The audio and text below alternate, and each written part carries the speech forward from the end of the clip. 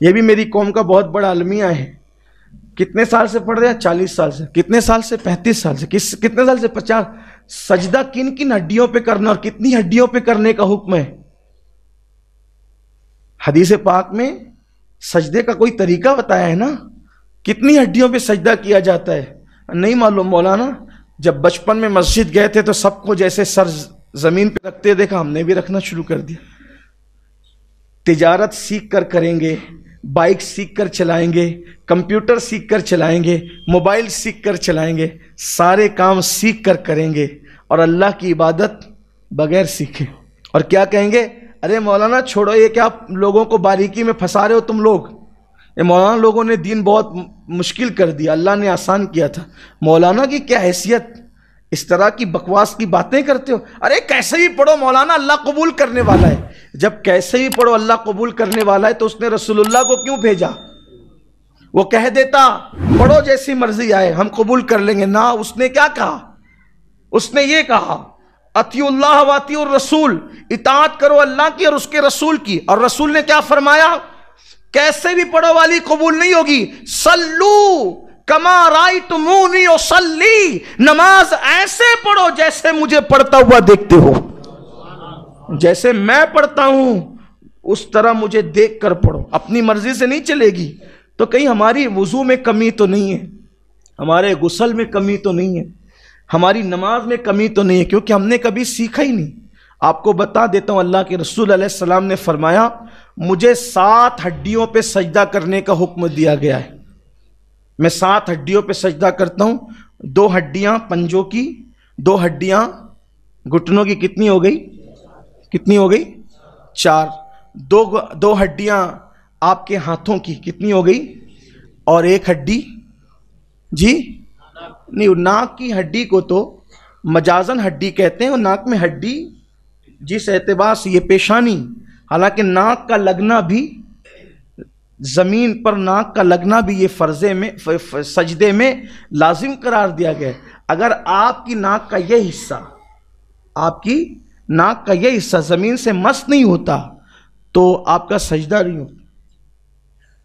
اللہ کے رسول علیہ السلام نے کہا کہ مجھے یہ پیشانی کی ہڈی گنی گئی ہے سجدے میں، ناک کی ہڈی اگرچہ نہیں گنی گئی ہے، لیکن اس کو احناف کے نزدیک سجدے میں لگانے کا حکم ہے کہ اگر آپ نے نہیں لگایا.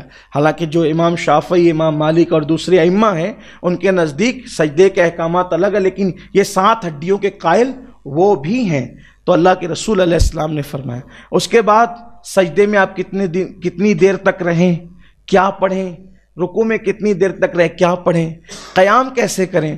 ابھی آپ پوری مسجد کو کبھی دیکھیں نماز، کوئی ہاتھ ایسے لٹکایا ہوا ہے، کوئی ایسے باندھا ہوا ہے، کوئی کسی نے کچھ پکڑا ہوا ہے، کسی نے کچھ پکڑا ہوا ہے. یعنی کہ ہماری نمازوں کا حال یہ ہو گیا. کوئی کھجا رہا ہے، کوئی داڑھی سے کھیل رہا ہے، کسی کی پوری بٹن کھلی ہوئی ہے. کتنی شرم آتی ہوگی اس وقت، بولنے بھی اچھا نہیں لگتا. نوجوان لڑکے، بلکہ نماز لوگوں کی فاسد ہوتی. نوجوان لڑکے آج کل کے جو نماز پڑھتے ہیں جینس پہن کر آتے ہیں، شارٹ پہنتے ہیں. جب وہ رکوع میں جاتے ہیں تو رکوع میں جانے سے تو اوپر کے کپڑے کھنچ جاتے ہیں، نیچے کے کپڑے اگر وہ بیلٹ وغیرہ لگائے اور کپڑے سخت ہیں وہ ایسے اٹھ جاتے ہیں. تو یہ جو کمر کی ہڈی کا حصہ ہے وہ کھل جاتا ہے، اکثر و بیشتر کھل جاتا ہے. اور یہ احناف کے نزدیک یہ حکم ہے کہ ستر عورت ناف سے لے کر گھٹنے تک ہے. اگر وہ نماز میں کھل جائے اتنی دیر تک کہ 3 مرتبہ سبحان اللہ کہا جا سکے، اتنا ستر عورت کا کوئی حصہ کھل جائے، نماز فاسد ہو جائے. نماز فاسد ہو، نماز گئی، ختم ہو گئی، بغیر توڑے نماز ٹوٹ گئی. اب بتائیں آپ کتنوں کی نماز ٹوٹتی ہے؟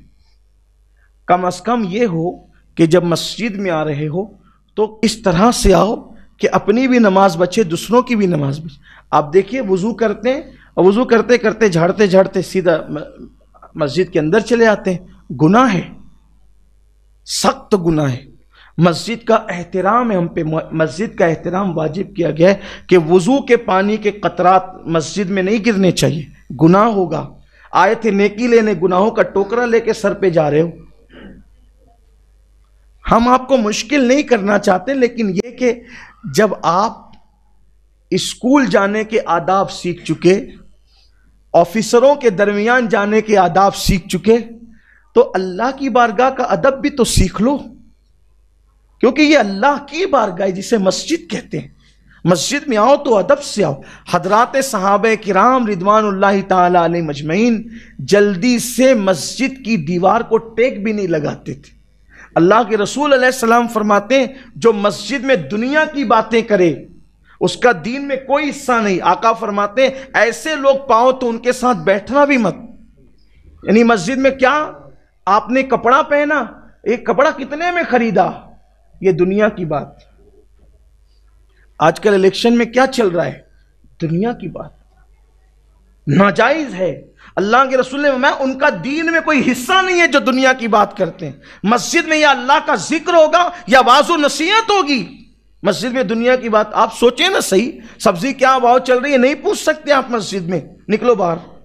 اسی لیے قرآن کہتا ہے، جمعہ کے دن کے لیے کہتا ہے یا ایھا الذین آمنوا اذا نودی للصلاۃ من یوم الجمعہ فاسعوا الی ذکر اللہ وذروا البیع۔ اے ایمان والو، جب تم جمعہ کی اذان سنو کاروبار بند کرو، مسجد میں آ جاؤ، اللہ کا ذکر کرو نماز کے لیے۔ جب نماز ہو جائے تب یہاں پر باتیں سٹکارتے نہیں بیٹھنا، ادھر کیا چل رہا ہے ادھر کیا چل رہا ہے۔ کیوں؟ کیونکہ مسجد میں دنیا کی بات کرنا انسان کی نیکیوں کو ایسے کھاتی چلی جاتی ہے جیسے آگ لکڑیوں کو کھاتی۔ آپ کی نیکیاں باہر ہوتی رہتی آپ کے نام اعمال سے جب آپ دنیا کی بات مسجد میں کر رہے ہوتے ہو۔ یا اللہ کا ذکر کرو یا مسجد میں عبادت کرو، ورنہ پھر قرآن کیا کہتا ہے جب جمعہ کی نماز ہو جائے تو کیا کرو، فَإِذَا قُضِيَتِ الصَّلَاةُ فَانتَشِرُوا فِي الْأَرْضِ، فَإِذَا قُضِيَتِ الصَّلَاةُ فَانتَشِرُوا فِي الْأَرْضِ، مسجد سے باہر نکل جاؤ، جب نماز پڑھ لو مسجد سے باہر نکل جاؤ۔ مسجد کھڑے رہنے کی جگہ ہے ادب کے ساتھ، قوموا للہ قانتین، ادب سے کھڑے رہنے کی جگہ ہے، وہ پڑے رہنے کی جگہ نہیں ہے۔ مسجد کو پڑے رہنے کی جگہ نہ بناؤ۔ فَإِذَا قُضِيَتِ الصَّلَاةُ فَانتَشِرُوا فِي الْأَرْضِ، جب نماز پڑھ چکو مسجد سے باہر نکل جاؤ، زمین پہ پھیل جاؤ اور اللہ کا فضل تلاش کرو، یعنی اپنے کاروبار سے لگ جاؤ، دنیا کی باتیں نہیں کرنا مسجد۔ اللہ کے رسول نے فرمایا قیامت کی نشانیوں میں سے ایک نشانی ہے کہ مسجدوں کے اندر لوگ دنیا کی باتیں کریں گے، تم ان کے قریب بھی مت بیٹھنا، ان کا دین میں کوئی حصہ نہیں ہے۔